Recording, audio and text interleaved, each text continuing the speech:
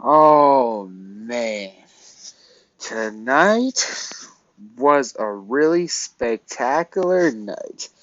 Would you look at this beautiful? Look at this, bro. 138 to 100.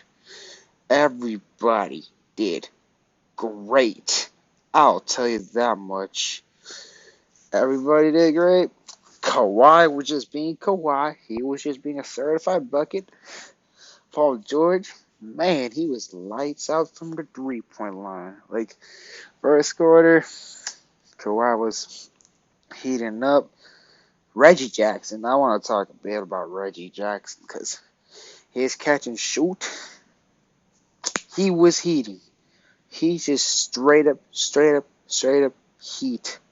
Like, I saw Reggie is just, not my type of vibe. Like, when Reggie just, like, when you just give him the ball, I want Reggie to shoot it. Because, Reggie is a great shooter.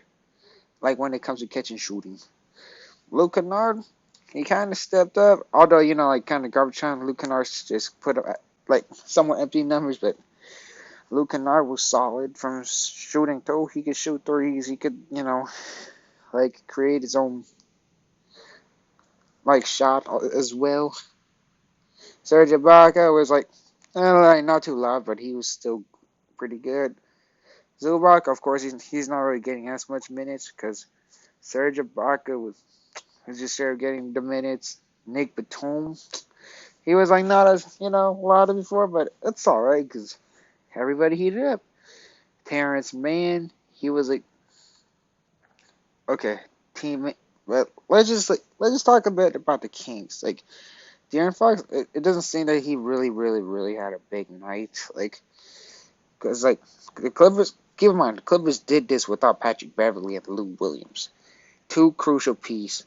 Because when Patrick Beverly's on the floor, bruh, he's a great defender. Like he made like he played like good defense on Brandon Ingram, and he made Damian Lillard went 3 for 4, 3 for 4 for 19, I believe. Like that's how crucial is Patrick Beverly. But Patrick Beverly was on the floor, and this still happened.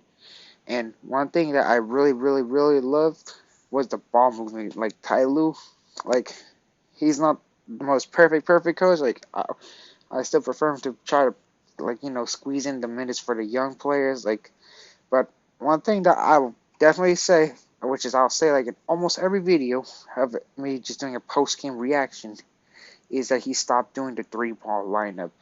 So that is a great part. Like the great part that I love, like what Ty Lue did compared from like this year and last year, is we get to see way more ball movement. Like we were playing like hot potato here and then. Like we just straight up moving the ball around, and then we got like eventually an open look.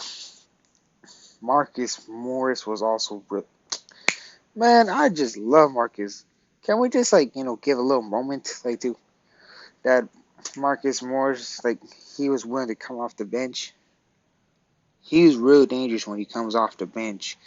He could be a good 3-point shooter. He could like score in the mid range. He could play great D. And Batum started. Man, shout out to see him. He's a great basketball analyst I subscribe to, and that man has huge knowledge. He's a Clippers fan like me, but he's really unbiased. Unlike me, it's just I'm kind of biased because I say Kawhi's the GOAT, and I personally think he's the GOAT, and which is he is the GOAT. So the Buddy Hield was pretty nice too. Like the Kings, they were heating up in the first half. Like it was actually a really close game. Like it was nothing like this in the first half, but as soon as like the second half, we just went hot. PG just literally stabbed him with a dagger, stabbed him with the heart. Just look at that, 31, 35, pretty close game. So in this third quarter, bam, 37 to 16.